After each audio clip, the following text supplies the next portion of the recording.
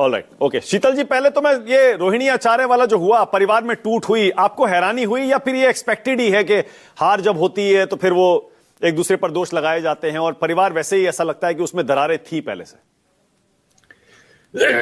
देखिए, अनेक राजनीतिक परिवारों में समय समय पर इस तरह की दरारें, झगड़े, ये सब हम लोगों ने देखे हैं। ये पहली बार नहीं है, न आखिरी बार है।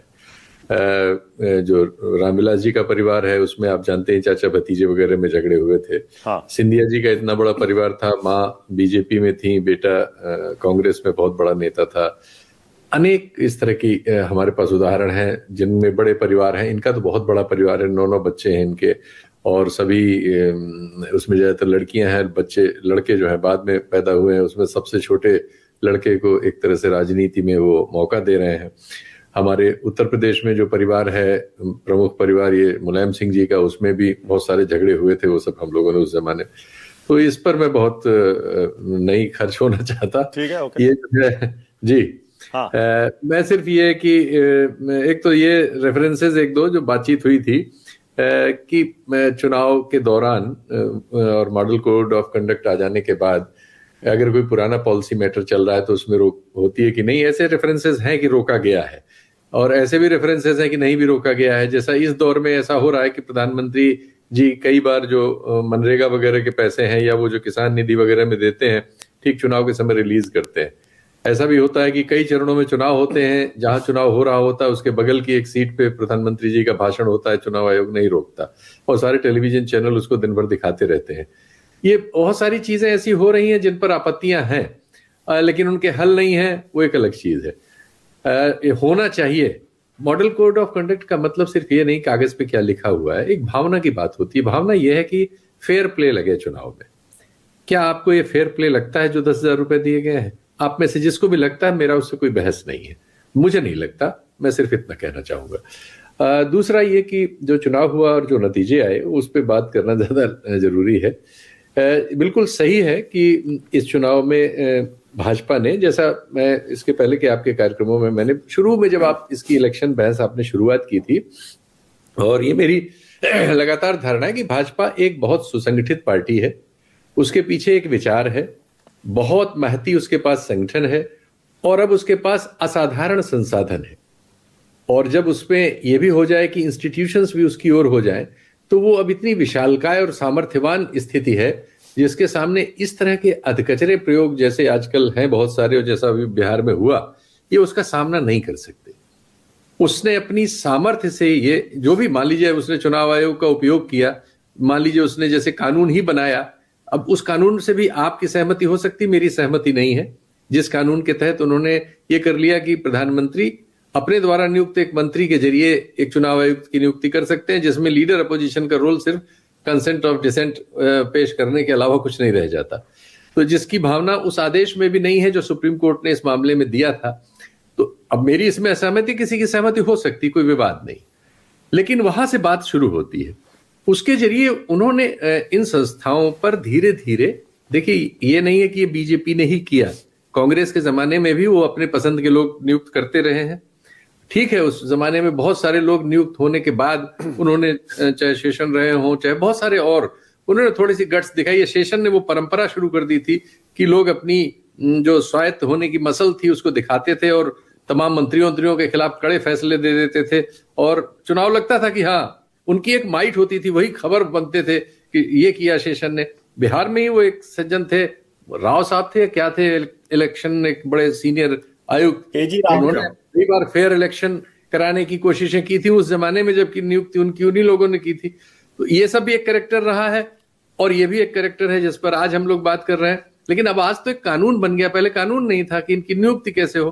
कानून जैसा बना है, आपत्ति वहीं से शुरू होती है। दुर्भाग्यपूर्ण यह है कि इस कानून के बनते समय सदन में विपक्ष नहीं था, और सदन से बाहर उसने इसको इशू नहीं बनाया। तो अब वो उसके बारे में अगर कुछ कहता है तो उसकी बात कमजोर सी होती चली जाती है। एक तो ये, दूसरे ये कि ये जो इन्होंने गठबंधन बनाया, इनके पास अभी कोई विचार अब नहीं है। एक और एक विचारधारात्मक शक्ति है जिसके पास सब कुछ है जो मैंने बताया, और इनके पास अभी ये मतलब जो जुगाड़ टेक्नोलॉजी भारत में कहलाती है, ये कुछ उस तरह की राजनीतिक स्थितियां होती हैं कि ठीक चुनाव के समय साहब मल्लाह पार्टी को हम वो बना देंगे डिप्टी चीफ मिनिस्टर, और पता चला एक दूसरा प्लैंक जो है माइनॉरिटी का वो सल्क होने लगा कि साहब हमें नहीं बनाओगे, हमारे 17% वोट हैं। तो ये सब जो करते हैं, ये ठीक चुनाव के समय बीमारी का इलाज करा के सोचते हैं कि अब हम मुकाबला कर लेंगे, जब सामने इतना फॉर्मिडेबल अपोजिशन है। और जब ये SIR की पूरी प्रक्रिया शुरू हुई, इस पूरी प्रक्रिया में जिसके पास संगठन नहीं है, जो कि इन लोगों के पास नहीं है, तो ये उस प्रक्रिया का लाभ नहीं ले सकते, न ले पाए। अगर इसमें लाभ ले सके होंगे तो निश्चित तौर पर भाजपा के लोग ही ले सके होंगे, कुछ JDU वाले भी ले सके होंगे, क्योंकि वो भी सरकार में थे, उनके पास भी अपना संगठन है। क्योंकि उसमें यह होता है कि आपको BLA आपका होना चाहिए प्रॉपर, उसको कानून कायदे का पता होना चाहिए, उसके साथ सपोर्ट होना चाहिए, आप नाम वगैरह देख के आए, जो लिस्ट वगैरह आपके पास है, किसका नाम गलत जा रहा है, किसका नहीं जा रहा है, ये सब काम अगर करने के लिए आपके पास मशीन नहीं है तो आप बाद में चीखते पुकारते रहे, उससे क्या होने वाला है। तो ये सब काम निश्चित तौर पर भाजपा ने तुलनात्मक रूप में उनसे बेहतर किया होगा। अब नतीजे इसको साबित करते हैं। तो अब आप ये कहें कि हम ये हुआ और वो हुआ, ये बात कमजोर है। और नतीजों के बारे में दोनों तरफ की बातें आ रही थी, क्योंकि हम लोग निश्चित तौर पर इस वर्तमान जो डिस्पेंसेशन है उससे हमारी बहुत असहमतियां हैं, बहुत से मामलों में असहमति है, हम उसको व्यक्त भी करते रहते हैं सोशल मीडिया पर, जहां भी हमारी वो होती है। एक तो हमारी उदाहरणा हो सकती है, तो उसकी वजह से क्या होता है कि जो हमें सुनते और हमारा मतलब हमारे, आप कह सकते हैं कि हमारे भी जो फैन फॉलोइंग है छोटी मोटी, वो हमें जिस तरह की सूचनाएं देती है, उससे हम लोगों के फैसलों में भी गलतियां होती हैं। लेकिन फिर भी ऐसा नहीं है कि सामने आपको दिख ही न रहा हो कि 10,000 रुपए देने के बाद भी, नीतीश कुमार और इतनी सशक्त बीजेपी के होने के बाद भी हम अगर ये सोचते रहे कि नहीं लहर कुछ दूसरी चल रही है, मैं इससे सहमत नहीं हूं। ऐसा नहीं दिख रहा था। ठीक है, बहुत सारे लास्ट मिनट में जो हम लोगों का थोड़ा बहुत इनकी और बात आती थी, उसकी वजह अमिताभ तिवारी वाली वो रिपोर्ट थी, क्योंकि वो ठीक ठाक सज्जन है और उन्होंने पहली बार ये काम शुरू किया था, और जो उन्होंने डाटा वगैरह दिया उसमें उनके ओपिनियन पोल में हमें कुछ तर्क नजर आए थे। तो हमें लगा कि शायद महागठबंधन भी अच्छा कर रहा हो, हमें उतना विश्वास नहीं हो रहा है, तो हमने उन्हें एक सीमा पे रोका कि भाई बहुत अच्छा ही करेंगे तो 120-25 पे पहुंच जाएंगे। वो नहीं पहुंच पाए। नहीं शीतल जी, अरे नहीं शीतल जी, यूपी में आप कितने सही हुए थे लोकसभा चुनाव में, मैं बार बार उसका उदाहरण देता हूं। हम सब सोच रहे थे इस बार एक बार फिर से कम होंगी भी बीजेपी की सीटें, 5-7 हो जाएंगी, लेकिन आपने कहा था कि बीजेपी से ज्यादा सीटें लोकसभा में समाजवादी पार्टी यूपी में पाएगी। एंड तक आप लगे रहे, रिजल्ट वाले दिन भी आप दावा करते रहे, जब हम आगे एनडीए आगे हो गया था, यूपी में बीजेपी आगे चल रही थी, लेकिन अंत में आप सब सही साबित हुए, हम सब गलत हो गए। 24 में हम कह रहे थे बीजेपी 300 पार जाएगी, 300 पार जाएगी, तो ये तो चलता रहता है सही गलत। तो नहीं, उसमें मुझे एक सुविधा है कि मैं उत्तर प्रदेश में ही पत्रकार के तौर पर हुआ, यहीं का रहने वाला हूं। इस चीज को थोड़ा दूसरों से, जो हमारे दिल्ली के मित्र हैं, उनसे ज्यादा मुझे सुविधा है संपर्कों की, और उसकी यहाँ मैं ज्यादा करीब हो सकता हूँ अपने अनुमानों में। लेकिन ये सुविधा मुझे हरियाणा में या महाराष्ट्र में या मध्य प्रदेश में नहीं है। तो जाहिर है कि वहां मैं जो भी आकलन करूंगा, जिन इंफॉर्मेशंस के बेसिस पे करूंगा, उसमें गलती होने की संभावना तुलनात्मक रूप में ज्यादा है। तो मैं इसको कोई बड़ी योग्यता नहीं मानता, ये इसलिए कि मेरा एक एडवांटेज है, मैं यहीं का हूं। ठीक है, नहीं शीतल जी बिल्कुल ठीक है, टू बी फेयर बिल्कुल सही है, सही गलत तो। और वैसे भी देखिए अल्टीमेटली जो पत्रकार हैं या पंडित हैं, सतीश जी को पता नहीं आज क्या हो गया, पंडित कहलाने से उनको आपत्ति हो रही है।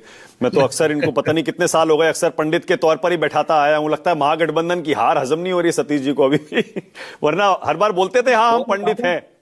हाँ नहीं, बहुत ज्यादा महागठबंधन की हार हजम हो रही है। हाँ। लेकिन ये जो नतीजे आए हैं ना जिस प्रकार का, वो हजम नहीं। ठीक है, ओके।